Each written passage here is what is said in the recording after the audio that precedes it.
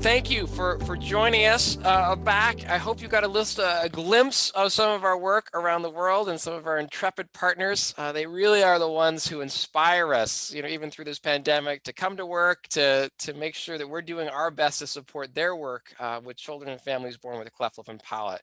I'll invite you now, if you do, what's one thing in the kind of 20 minutes you took, maybe you went and got a tea, but maybe you visited some of our rooms.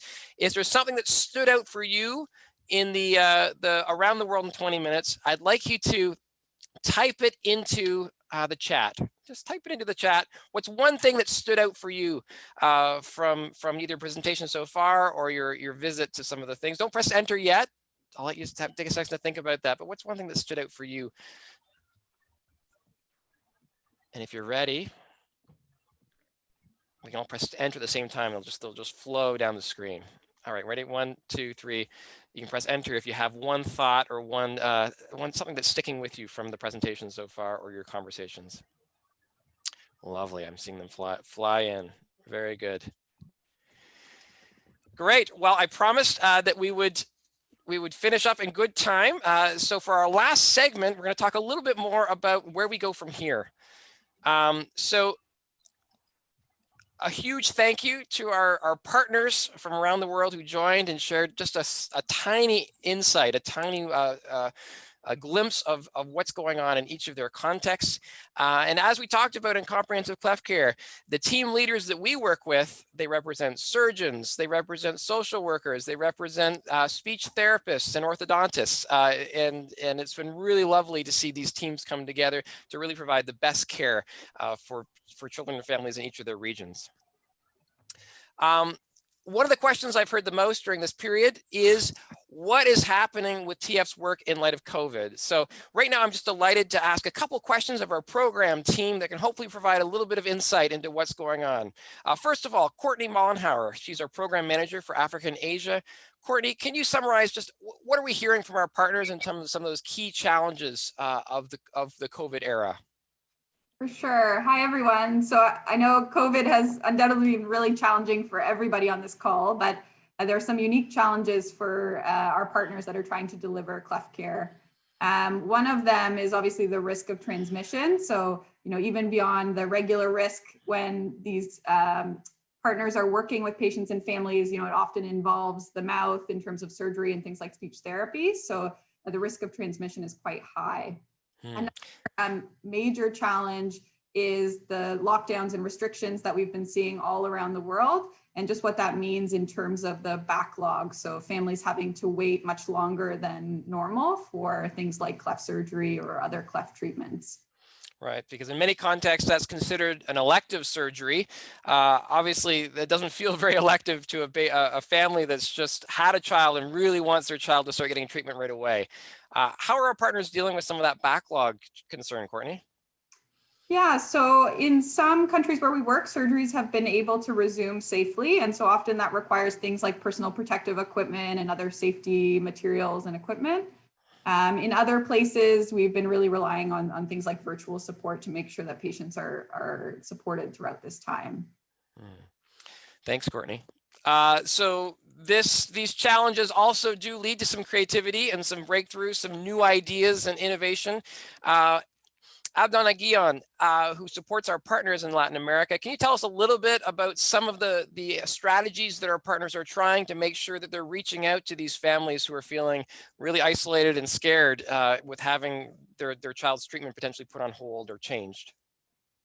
Thank you, Hugh. Yes, the big huge increase in telehealth and virtual speech therapy, I believe that's the opportunity that most of them are taking it and validating it as the alternative for a face-to-face activity, radio outreach as well, and parents outreach with caveat of access by most vulnerable families. And of course, all of that is still working on. Right. So you see some photos of that in practice. Some people had never considered, right, being able to deliver a speech therapy session online. Actually, a couple of our guests here, Trina Sweeney and Debbie Sell, they've actually pioneered some ways of working remotely in speech therapy. But before the COVID era, this was really something that was not considered. So we've seen our partners really make some strides in moving forward in some new ways. And that is definitely an opportunity that has come, that's low cost and potentially can reach families far from the city centers. Another Definitely. element of innovation or opportunity has been the chance to join some of our partners together to kind of think together about some of these solutions. Niti Daftari, our program manager for global initiatives, can you tell us a little bit about something that we pioneered in September? Thanks, Hugh. So yes, 2 months ago in September, we had our first ever virtual conference, Solutions for Comprehensive Cleft Care Responding to COVID. The focus, as the name of the conference indicates, was really on generating practical cleft solutions in response to the pandemic, aimed specifically at low and middle income countries. The conference was hosted by the COCP, the Circle of Cleft Professionals, which is a network of 10 international cleft care charities. And Transforming Faces coordinated and led this conference, and it brought together over 140 cleft professionals from across 30 countries to share their experiences. A shout out to Debbie Sell, who I see here on this call, who was also one of our advisors on the conference, and so very much instrumental in its success. So thank you, Debbie. Great, thanks, Niti. And yeah, if you can see, I see Jackie waving hello there. It's always appropriate. We have a few other of our international advisors on this call from this conference: Dr. McConnon, Professor Roopa, who we'll hear from in a second, Dr. George Galiwango from Uganda. We've been really, blessed to have really great collaboration. I think sometimes there's a concern that charities waste money by not working together effectively. And I think one thing we've seen from the very beginning with Transforming Faces, back to Jackie and Joe's founding 20 years ago, was a desire to partner, to be good partners, and to move things forward in as efficient a way as possible. And so we're really proud and really pleased that even amidst of COVID, we were able to come together and think about how we can support partners in low and middle income country contexts effectively. So thank you, Niti. So one of the places that comprehensive cleft care has really been pioneered is in Addis Ababa, led by Dr. McConnon's team. And some of you will have heard Dr. McConnon in the Africa room.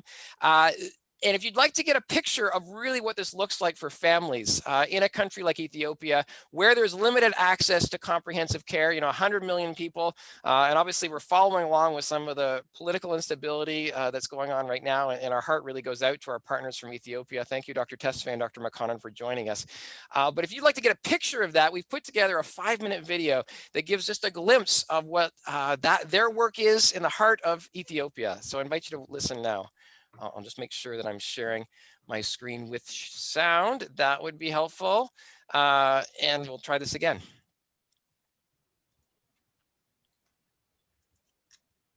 All right. A child born with cleft lip and palate is a child with an opening on the lips and then an opening on the roof of the mouth. Cleft happens to the most visible part of your body, so that is prone to many stigmas.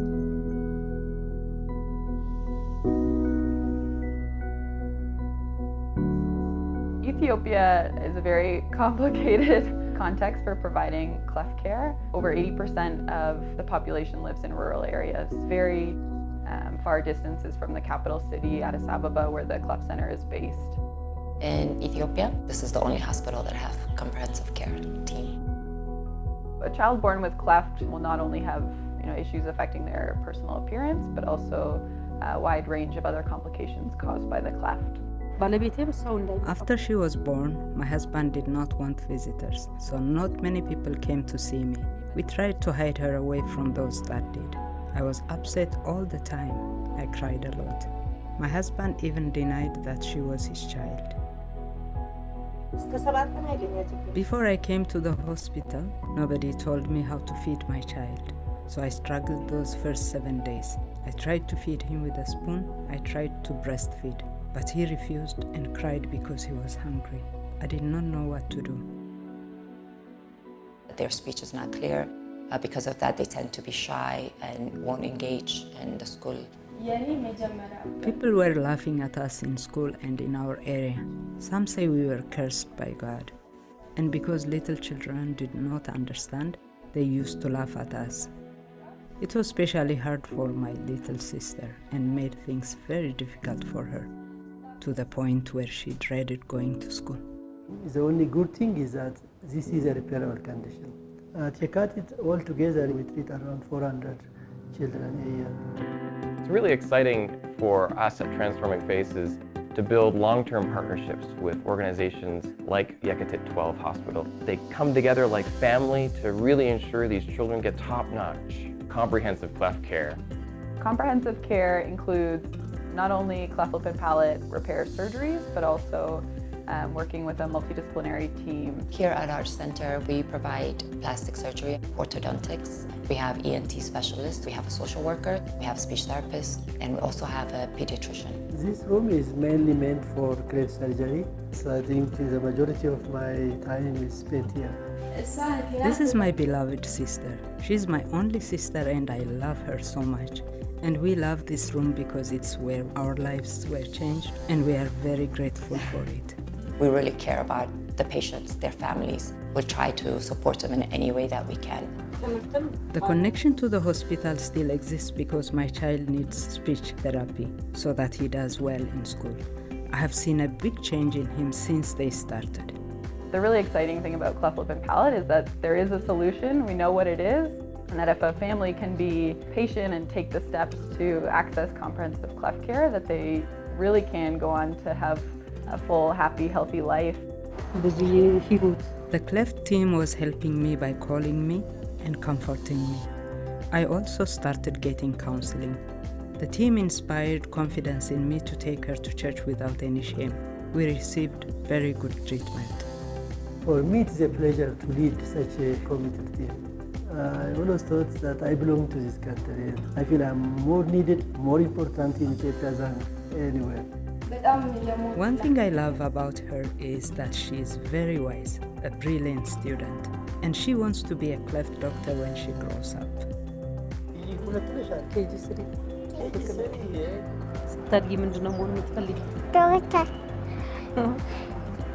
We serve a lot of our partners from afar, and what keeps us motivated is hearing the stories of these patients who go on to really experience a full life. When you treat one child who's born with cleft anomaly, the change is not only to the patient, it is to their families, it is to the community, to their relatives. And these children can do anything other children can do. If it wasn't for the support of Transforming Faces, the comprehensive care will not be provided for the patients. I don't have enough words to express what I feel. These donors are not related to us, but they were compassionate to support this cause. I can't say anything else than to say, may God repay them for all the good they have done. It's very rewarding to be able to change someone's life. I want to put those smiles on the parents and the children's faces as much as I could.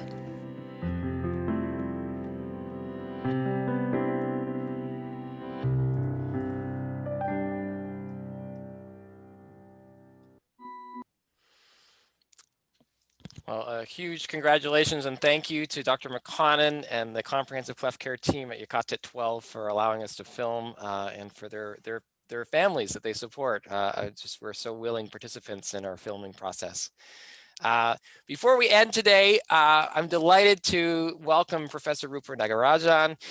She's really a champion of cleft speech and comprehensive cleft care in general, one of our earliest partnerships with Ramachandra Institute of Higher Learning in Chennai.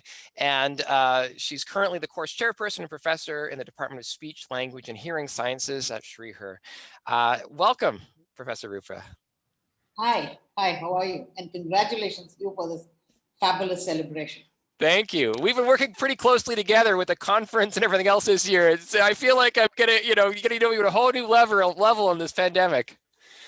Yeah, we're doing fine. I mean, I think things are getting better in Chennai, and we're hoping to get back to all our work by end of this year, hopefully, keeping fingers crossed. So. Thank you. We know that the teams in India are very nimble, moving back and forth from being able to treat patients in person to doing telehealth, whatever else is needed. I know your team and some other partners in India have been always trying to respond to what's happening with the different levels of COVID. As you think about, are waiting for us to come back. Yeah. Yeah. As you think about this long partnership with TF, what stands out for you about working with Transforming Faces? So, actually, three things stand out to me. I've been working with TF since 2003, 2004. At that time, TF was in its infancy, and we were, finding our feet. We didn't know what we were doing really. And when we met Esteban and gave him this crazy idea about going to the rural communities and providing speech services to about 70 children, we were surprised when TF actually agreed to support that project. But what really came out of that project is not just support, but actually they helped us over 15 years to move it into a completely comprehensive cleft care project. So we actually are able to provide speech and dental and all kinds of services for children who are so far away, as Suraj described in that breakaway, that we now cover 3 districts and over 500 children are being helped. I mean, they really made comprehensive care, taught us what it was. So that's the first thing. Second thing that absolutely stands out to me is all those annual visits by the TF team, the training, the workshops, and also the interaction with all our partners. So much learning and reflection. It's really made us better versions of ourselves, and we hope we have helped the others. But to me, the USP of TF is the spirit of collaboration, which has been there from 2003-4, I know. But this desire to collaborate, with other organizations or charities, what really it has done, a good example is our own hospital, is even if surgeries are supported by an organization, the fill up that comprehensive care which TF supports really helps to put, the child in the center of care, which is so important in cleft care. And so that has been really important. So I'm really, thrilled, TF has gone places where others haven't thought about. And TF has provided examples to people around the world on, ideas which they can adapt. So while all the time keeping, comprehensive cleft care. So I'm thrilled. I think TF has impacted me a lot in my life. I've really enjoyed the journey so far. Thank you, Roopa. And it's definitely mutual. Where we've learned so much from our partners, and definitely from your example. How can people who want to get involved and support families have a child with cleft lip and palate in India or beyond? How could they get involved, Professor Roopa? There are many ways people can get involved. One of the specialities of Transforming Face, the projects that Transforming Faces takes up, that there is no one model fits all. There is no one size fits all. Each project is unique. It's curated to be culturally relevant and locally significant. And therefore, there are as many different types of projects that people get attracted to as they feel they want to support. And what really has happened is that not only has TF ensured that these models are different, but they've ensured that these are not only efficient, but to me, especially, I've thought about how much they have integrated financial honesty and transparency in these projects. So as a result, for me and for many partners that I know, we have not been trained just to run services, provide services. We actually have learned to run projects now. And therefore, these projects are really run well and they are worthy of supporting, I feel. Our own project, Subramaniam explained, Suraj explained a little while ago, have got some fabulous examples. And because we have had sustained support over 15 years, we have seen children grow up, get married, have babies. I remember the story of this young man who had a late surgery and needed secondary surgery. He was a teacher in a school and he had really poor speech.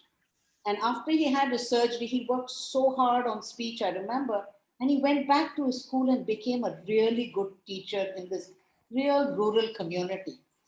And just seeing this, this life change and him become a volunteer and a speaker or, a kind of spokesperson for us, makes me really feel that projects like these need to be supported because they are special and unique.